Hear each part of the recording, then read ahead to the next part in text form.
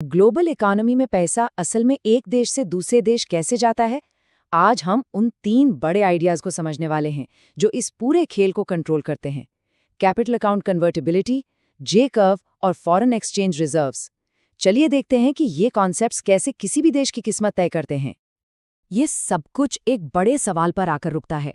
कोई भी देश आर्थिक खुलेपन और फाइनेंशियल स्टेबिलिटी के बीच सही बैलेंस कैसे बनाता है?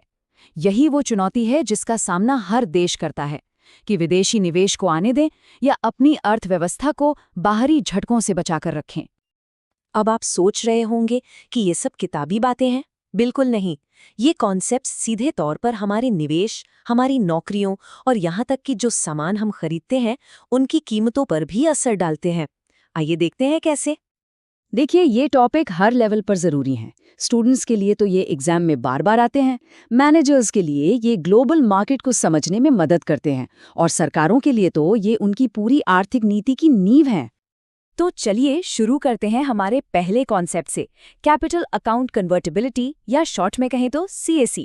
इसे एक तरह का दरवाजा समझिए जो कंट्रोल करता है कि निवेश का पैसा किसी देश में कितनी आज़ादी से आ और जा सकता है। आसान भाषा में कहें तो CAC का मतलब है कि कोई भी अपनी लोकल करेंसी को विदेशी करेंसी में आसानी से बदल सकता है ताकि विदेश में प्रॉपर्टी खरीद सके, निवेश कर सके या लोन ले सके, वो भी बिना सरकार से बार बार इजाज़त लिए। हाँ, पर इसे करंट अकाउंट कन्वर्टिबिलिटी से कंफ्यूज मत कीजिएगा। वो रोज़मर्रा के सामान और सर्विस के व्यापार के लिए होती है, जबकि CAC बड़े और लंबे समय के निवेश पर फोकस करता है, जैसे FDI और शेयर बाजार का पैसा जो किसी भी इकोनॉमी का भविष्य तय करते हैं। भारत ने इस मामले में काफी संभल कर कदम उठाए हैं। तारापुर कमेटियों ने धीरे धीरे बाजार खोलने की सलाह दी, लेकिन साथ में कुछ शर्तें भी रखीं, जैसे कि महंगाई और सरकारी घाटे पर कंट्रोल रखना जरूरी है। मतलब एकदम से दरवाजे खोलने की जगह स्थिरता को प्राथमिकता दी गई। तो यहीं पर असली कश्मकश है। फुल CAC से दुनिया भर से सस्ता पैसा आता है, कंपटीशन बढ़ता है, लेकिन इससे अचानक पैसा देश से बाहर जाने का खतरा और आर्थिक अस्थिरता का रिस्क भी बढ़ जाता है। ये एक बहुत ही नाजुक बैलेंस है। चलिए अब आते हैं एक बहुत ही अजीब लेकिन ज़रूरी कॉन्सेप्ट पर, जे कर्व इफेक्ट। ये बताता है कि कैसे किसी देश की करेंसी के कमज़ोर होने पर हैरानी की बात है कि उसका व्यापार घाटा सुधरने से पहले और बिगड़ जाता है। आपको लगेगा कि करेंसी कमज़ोर हुई तो एक्सपोर्ट्स तुरंत बढ़ जाएंगे और व्यापार घाटा कम हो जाएगा, है ना? पर असल में जे कर्व इफेक्ट की वजह से कहानी अक्सर उल्टी शुरू होती है। तो ऐसा होता क्यों है? इसके 2 फेज हैं। पहले, शॉर्ट टर्म में प्राइस इफेक्ट हावी होता है, मतलब इंपोर्टेड सामान तुरंत महंगा हो जाता है जिससे घाटा और बढ़ जाता है। फिर कुछ समय बाद लॉन्ग टर्म में वॉल्यूम इफेक्ट काम करना शुरू करता है। हमारे सस्ते एक्सपोर्ट्स दुनिया को पसंद आने लगते हैं और व्यापार सुधरने लगता है। और हाँ, इसमें सब्र रखना पड़ता है। इस पूरे असर को दिखने में 18 से 24 महीने तक लग सकते हैं। ये कोई जादू की छड़ी नहीं है कि घुमाया और सब ठीक हो गया। और अब हमारा तीसरा और आखिरी पिलर, फॉरेन एक्सचेंज रिजर्व्स।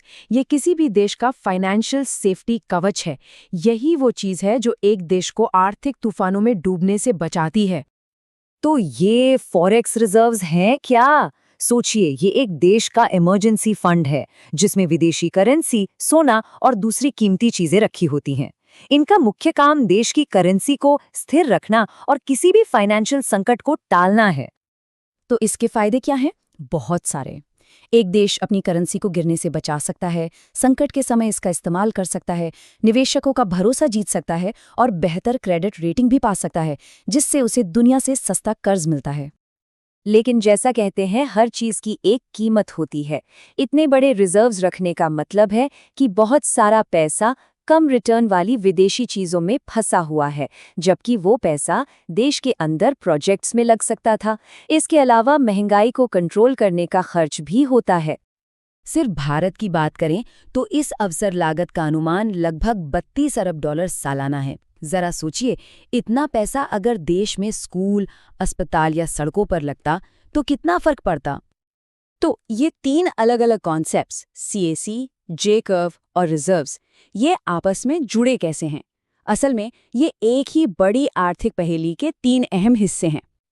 देखिए, अगर आप कैपिटल अकाउंट खोलते हैं यानी सीएससी, तो आपको बड़े रिजर्व्स चाहिए ताकि अगर पैसा अचानक बाहर जाने लगे तो आप उसे संभाल सकें। जब जे कर्व का बुरा दौर चल रहा हो, तब भी आपको अपनी करेंसी को संभालने के लिए रिजर्व्स का ही इस्तेमाल करना पड़ता है। और एक खुला कैपिटल अकाउंट करेंसी में उतार चढ़ाव को और बढ़ा सकता है, जिससे ये सब और भी मुश्किल हो जाता है।